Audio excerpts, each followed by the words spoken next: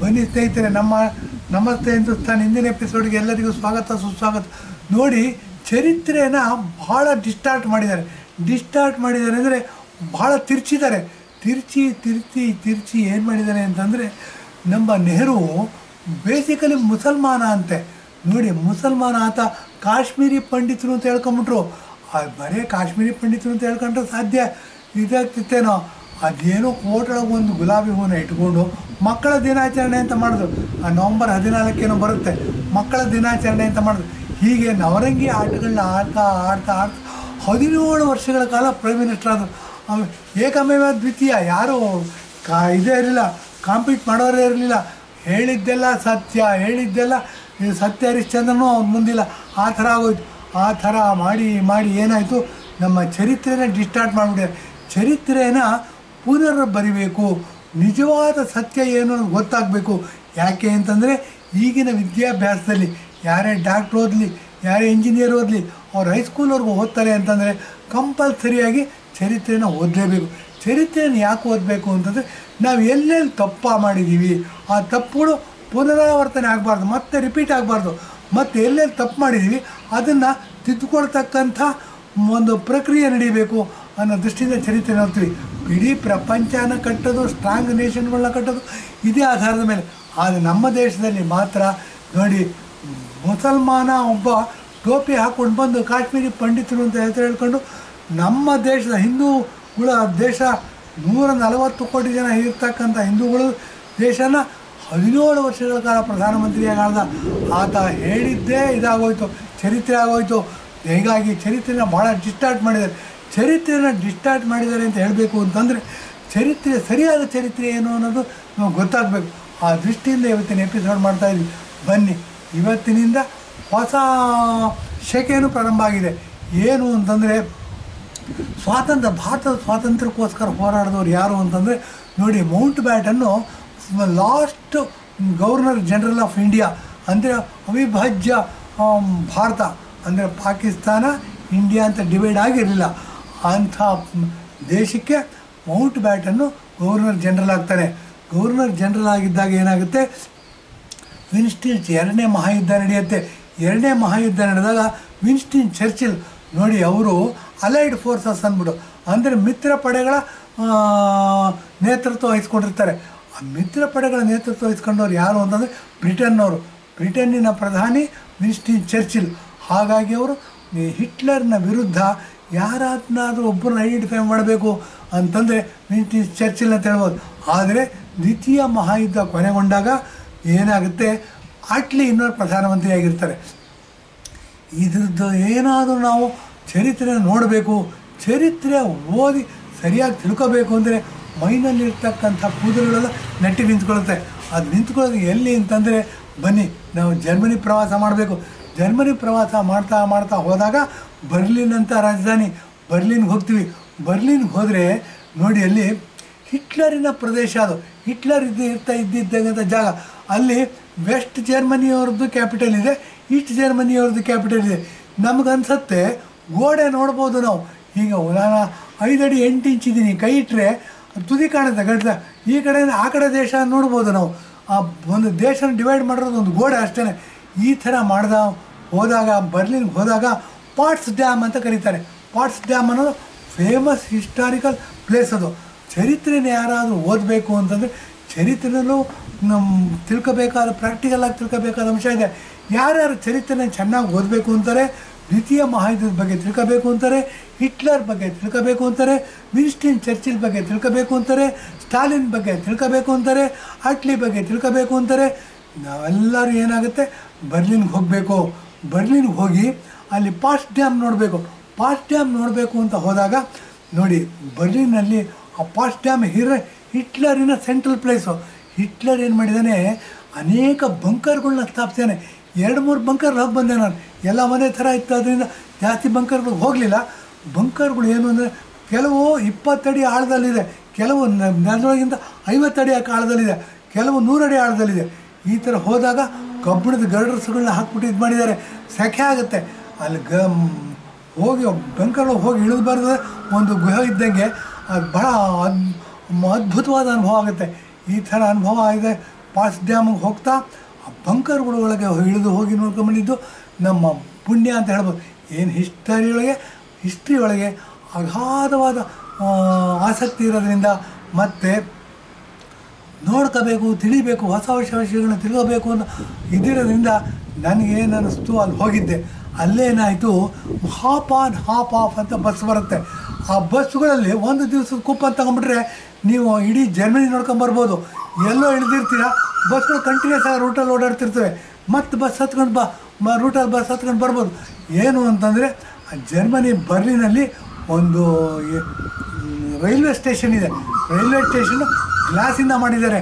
ಆ ಗ್ಲಾಸಲ್ಲಿ ಆಕಾಶದಲ್ಲೂ ರೈಲು ಹರಿಯುತ್ತೆ, ಭೂಮಿ ಮೇಲೂ ರೈಲು ಹರಿಯುತ್ತೆ, ಪಾತಾಳದಲ್ಲೂ ರೈಲು ಹರಿಯುತ್ತೆ.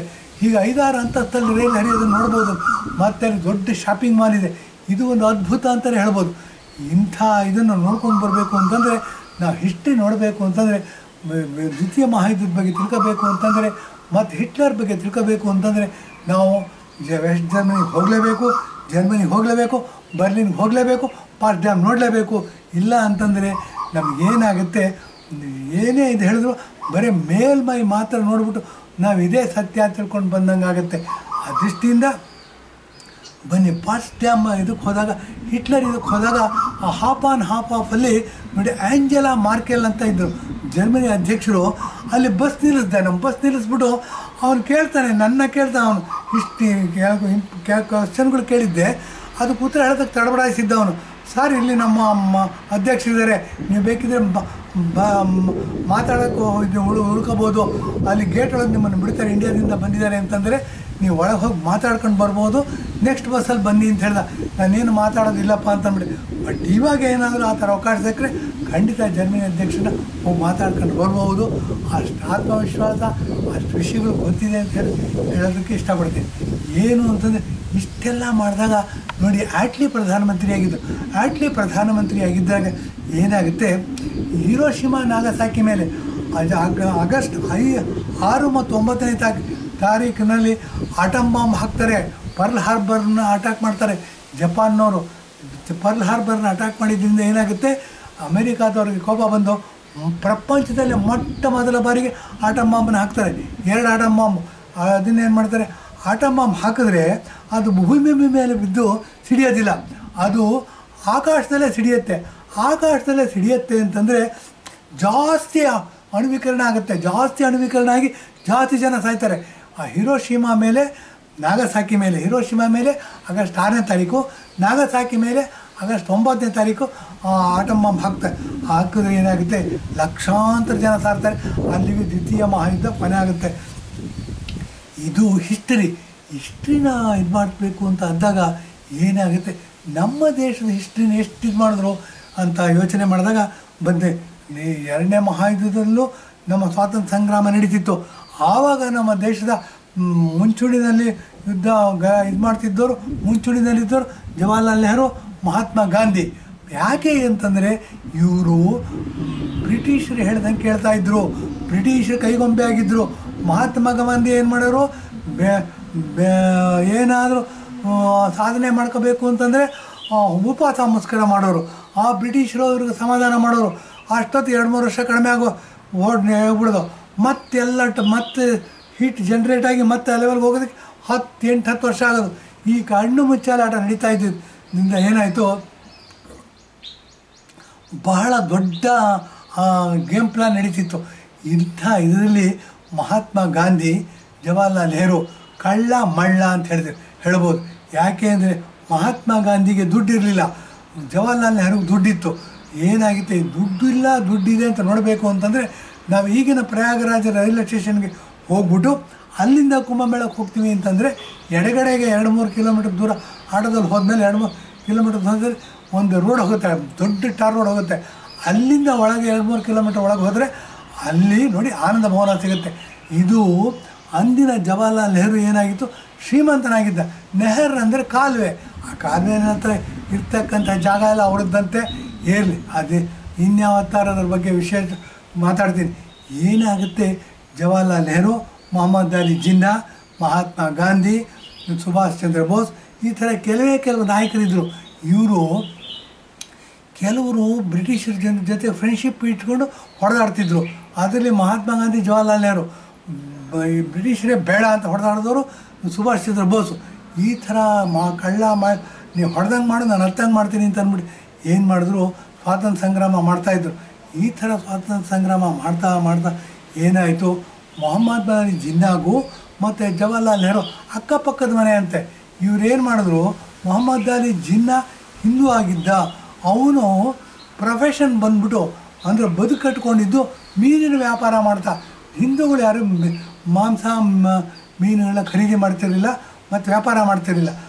ಆಗಿನ ಪರಿಸ್ಥಿತಿನಲ್ಲಿ ಏನಾಗಿತ್ತು, ಆತನ ಸಪ್ರೇಟ್ ಇಟ್ಬಿಟ್ಟಿದ್ದರಂತೆ. ಅವನೇನು ಮಾಡ್ದ, ಇಬ್ಬರು ಕಾಂಪೌಂಡ್ ಪಕ್ಕದಲ್ಲಿ ನಿಂತ್ಕೊಂಡು ಮಾತಾಡೋರಂತೆ ಬೆಳಗ್ಗೆ ಗಂಟೆಗಟ್ಟಲೆ. ಮಾತಾಡ್ತಾ ಇದ್ದಾಗ ಮೊಹಮ್ಮದ್ ಅಲಿ ಜಿನ್ನಾ ಮುಸಲ್ಮಾನಾದ. ಯಾಕೆ ಅಂತಂದರೆ ಮೀನಿನ ಹಿಡಿದು ರಫ್ತು ಮಾಡ್ತಾ ಅಗಾಧವಾದ ದುಡ್ಡು ಸಂಪಾದಿಸಿದ. ಜವಾಹರ್ಲಾಲ್ ನೆಹರು ಏನು ಮಾಡ್ದ, ಅವನಿಗೂ ಟೋಪಿ ಹಾಕಿ ಇವನು ಹಿಂದೂ ಅಂತ, ನಾನು ನೆಹರು ಅಂತ ಹೆಸರಿಟ್ಕೊಂಡ್ಬಿಟ್ಟು, ನಾನು ಕಾಶ್ಮೀರಿ ಪಂಡಿತ ಅಂತ ಹೆಸರಿಟ್ಕೊಂಡ್ಬಿಟ್ಟು ಇಡೀ ಹಿಂದೂಗಳಿಗೆಲ್ಲ ಟೋಪಿ ಹಾಕಿ ಹಿಂದೂಸ್ತಾನಕ್ಕೆ ಪ್ರೈಮ್ ಮಿನಿಸ್ಟರ್ ಆದ. ಮೊಹಮ್ಮದ್ ಅಲಿ ಜಿನ್ನಾ ಗವರ್ನರ್ ಜನರಲ್ ಆದ. ಗವರ್ನರ್ ಜನರಲ್ ಆಗಿ ಇಲ್ಲಿಂದ ಯಾರು ವಲಸೆ ಹೋದರೂ, ಕಲ್ಕತ್ತಾ ಇರ್ಬೋದು ಮತ್ತು ಆ ಬೆಲ್ಟಿಂದ ಹಿಡಿದು ಪಂಜಾಬ್ವರೆಗೂ ಯಾರು ಮುಸಲ್ಮಾನರಿದ್ದು ವಲಸೆ ಹೋದರು ಅವ್ರಿಗೆಲ್ಲ ಪುನರ್ವಸತಿ ಮಾಡಿಕೊಡೋದು, ಅವ್ರ ಊಟದ ವ್ಯವಸ್ಥೆ ನೋಡೋದು, ಅವ್ರದ್ದು ಮಳೆಗಾಲ ಬಂತು ಅಂತ ಸೂಕ್ತವಾದ ಮಲಗಕ್ಕೆ ವ್ಯವಸ್ಥೆ ಮಾಡ್ಕೊಳ್ಳೋದು, ಊಟದ ವ್ಯವಸ್ಥೆ ನಡ್ಕೊತಿದ್ದಂತೆ. ಅವನ್ನ ಗವರ್ನರ್ ಜನರಲ್ ಅಂತ ಮಾಡಿದ್ರು. ಗವರ್ನರ್ ಜನರಲ್ ಆಗಿದ್ದ.